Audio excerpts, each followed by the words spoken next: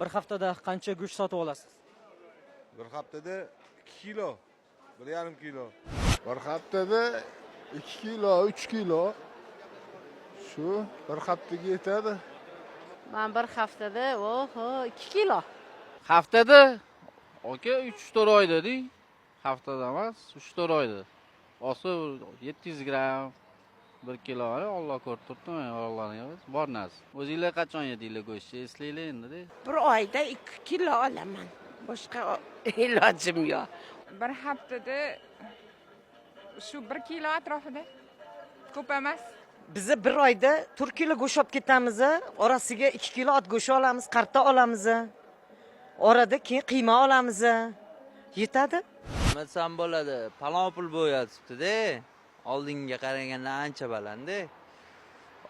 Misol oldin 2 kilo, 3 kilo go'sht olardi uyga har hafta. Misol hozir 1 kilo, 1,5 kilo endi cho'nchagiga qarab olib overasiz-da. Men bir haftada emas, bir oyda kelib olaman.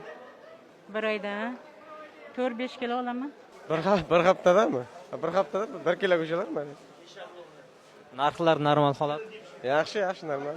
Yaxshi narx. Bir haftada qancha go'sht sotib olasiz? Yo'q, men sotib olmayman, men arava suraman. Bir haftadami?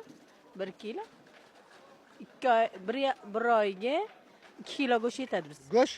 Go'sht umuman olmayman men. Go'sht yeyilmaydi mana shu. Go'sht olib yeyolmaymiz ko'p. Tuxum bilan, tog' go'shti bilan biramanimiz, iloji yo'q. Har kim cho'ntagiga qarab olib yeydi, bolam. Go'sht qimmat. Qandoq sotib olamiz? Pul yo'q. Shundan mana sog'da o'tiribmiz ko'chada. Tushirsin narx-navoni. Yog'i tushirsin, uni tushirsin. Bolalari o'tgan oyligi 1,5 million oylik bo'lsa, unga qanday go'sht olamiz bizlar? Go'sht tugulidan berrog'ini ham olib olmaymiz. Arzon qilsin, aytinglar ashi. Bosh dodalarimizga. Bir haftada qancha go'sht sotib olasiz? Bir haftadami? 1 kilo yemaymiz hozir bir haftaga. Bir oyda bir marta. Shunga zo'r qaran, savdolar yo'q hozir.